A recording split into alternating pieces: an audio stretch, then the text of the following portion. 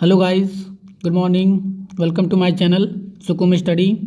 आज है 4 दिसंबर और 4 दिसंबर के जितने भी महत्वपूर्ण करंट अफेयर बनते हैं हमने इस वीडियो में कवर किया है। तो चलिए बिना देरी के वीडियो को शुरू करते हैं, इस एनटीपीसी सीरीज़ को आगे बढ़ाते हैं।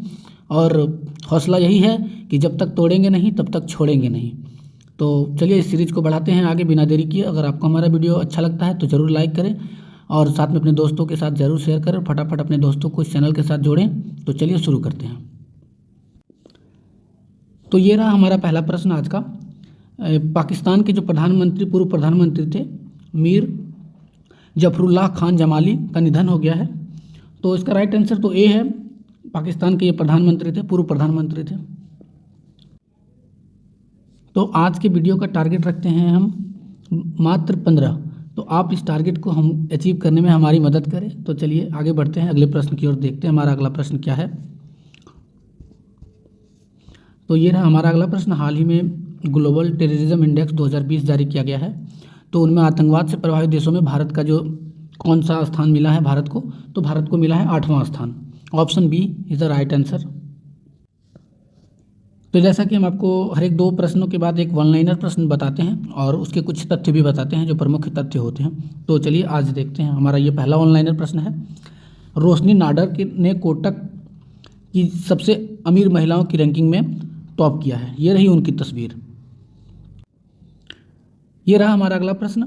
और अगले प्रश्न को बताने से पहले हम आपको एक जानकारी दे देते हैं कि अभी जितने भी इंडेक्स हैं, जितने भी रैंक निकाले जा रहे हैं, जितने संस्थाएं रैंक निकाल रही है, उनका हम एक छोटा सा वीडियो बनाएंगे और आपको उनमें सारी संस्थाओं का लिस्ट जारी करके हम उन प्रश्नों को करेंगे।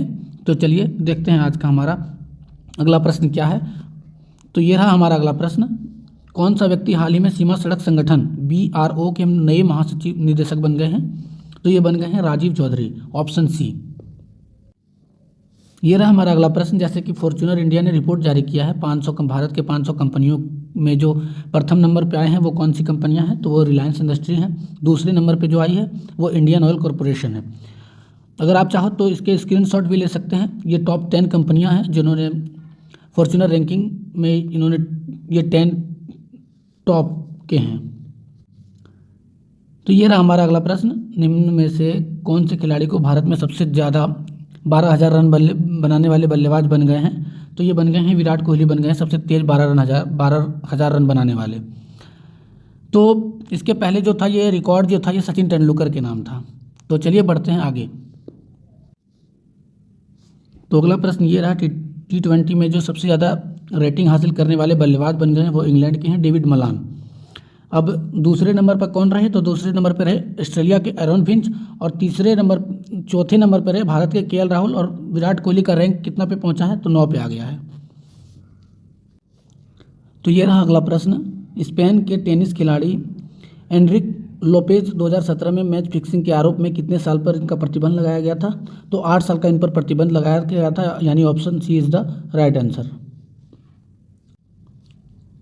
जैसा कि अंतर्राष्ट्रीय बैंक दिवस कब मनाया जाता है? तो ये 4 दिसंबर को मनाया जाता है। तो ये रहा हमारा अगला प्रश्न। हाल ही में किस राज्य सरकार ने 8 से 12वीं तक छात्रों को ऑनलाइन पढ़ाई के लिए टैबलेट जो मुफ्त देने का घोषणा किया है? तो इसका राइट आंसर होगा ऑप्शन डी हरियाणा। अब जब बात हरियाणा की आ गई है तो हरियाणा के बारे में जान लेते हैं। वहाँ के जो मुख्यमंत्री हैं वो मनोहर लाल खट्टर हैं। 101 पशु किसान क्रेडिट योजना वहीं चलाया गया है। 10 रुपये में खाना किसान के लिए वहीं चलाया गया योजना। सूरजकुंड मेला वहीं लगता है। और मुख्यमंत्री परिवार समृद्धि योजना, रीडिंग मशीन की शुरुआत हुई है वहाँ पे। और ओलंपिक में स्वर्ण पदक विजेता को 6 करोड़ रुपए की घोषणा किया गया है। तो चलिए बढ़ते हैं अगले प्रश्न की ओर। ये रहा हमारा अगला प्रश्न। भारतीय नौसेना दिवस कब मनाया जाता है? तो ये 4 दिसंबर को मनाया जाता है। नौसेना के प्रमुख कौन है अभी? तो एडमिरल करमबीर सिंह हैं। और इसकी स्थापना कब हुई थी? तो इसकी स्थापना हुई थी 26 जनवरी 1950 को। तो ये रहा हमारा अगला प्रश्न।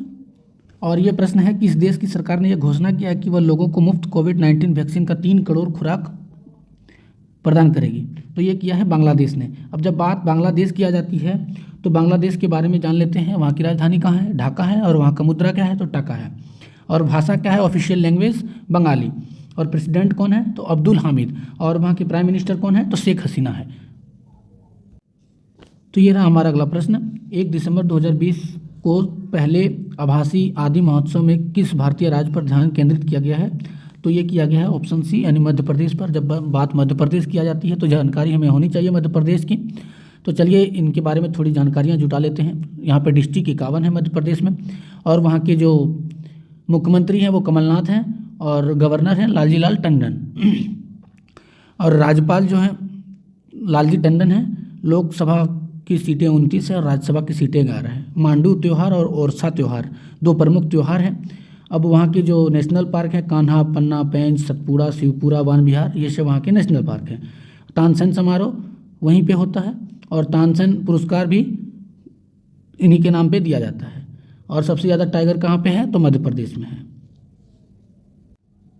तो ये रहा हमारा अगला प्रश्न। सरकार द्वारा पेरिस समझौते AIPA के कार्यान्वयन के लिए गठित उच्च स्तरीय समिति के अध्यक्ष का नाम बताइए। तो इसका राइट आंसर होगा ऑप्शन ए यानी RP गुप्ता। तो ये रहा अगला प्रश्न। किस मंत्रालय द्वारा PM मोदी और सिखों के साथ उनकी सरकार के विशेष संबंध नामक पुस्तिका जारी की है? तो ये किया है सूचना और प्रसारण मंत्रालय। Option C is the right answer. चलिए आज की थोड़ी जो मुख्य खबरें हैं उनकी सुर्खियों पे 2 मिनट में ध्यान लगाते हैं। तो चलिए फटाफट ध्यान दे लें। टाइम मैगजीन ने किस भारतवंशी अमेरिका नागरिक को किड ऑफ द ईयर चुना गया है 2020? तो गीतांजलि राव को चुना गया है। आज के दिन भारत में कौन सा दिवस के रूप में मनाया जाता है, यानी 4 दिसंबर को कौन सा दिवस मनाया जाता है? तो इंडियन नेवी डे के रूप में मनाते हैं। संयुक्त राष्ट्र ने किस पौधे को सख्त पाबंदी वाले मादक पदार्थों वाली सूची से हटा लिया है? तो ये हटा लिया है भांग के पौधे को। किस देश के जो स्वास्थ्य मंत्रालय थे उन्होंने सभी नागरिकों को कोरोना वायरस का जो वैक्सीन है फ्री देने की घोषणा की है? तो ये की है फिनलैंड ने। और आज प्रधानमंत्री नरेंद्र मोदी किस समिट का संबोधन करेंगे? तो IIT 2020 ग्लोबल समिट का संबोधन करेंगे। तो ये रहा कुछ और प्रश्न। भारत के प्रथम राष्ट्रपति डॉक्टर राजेंद्र प्रसाद के कल कौन सी जयंती पूरे देश में मनाई जाएगी? तो 136वीं जयंती मनाई जाएगी। अब भारत में कोरोना वायरस की केसेस जो हैं वो 95,71,559, और मौतें जो हुई है वो 1,39,188। किस बैंक ने तकनीकी गड़बड़ी के कारण अपना मोबाइल बैंकिंग ऐप योनो बंद कर दिया है? तो ये भारतीय स्टेट बैंक ने बंद कर दिया है। सुप्रीम कोर्ट ने सभी प्रदेश एवं केंद्र शासित प्रदेशों को किन जगहों को CCTV लगाने का आदेश दिया है? तो देश के सभी स्थानों एवं जांच एजेंसियों में। तो चलिए जान लेते हैं आज का जो प्रश्न है वो क्या है। तो आपके लिए आज का प्रश्न है, हाल ही में जो जारी हुआ है AQI यानी जो इंडेक्स जारी हुआ है, यानी कि प्रदूषित इंडेक्स जो जारी हुआ है उसमें भारत का रैंकिंग, भारत का कौन सा शहर दूसरे स्थान पे आया है वो आपको कमेंट में बताना है। इसका सही जवाब क्या है? तो अगर आपको हमारा वीडियो अच्छा लगता है तो ज़रूर लाइक करें और साथ में अपने दोस्तों के साथ शेयर भी ज़रूर करें। तो थैंक यू, अब हमारे साथ जुड़ें। बहुत बहुत धन्यवाद सबको।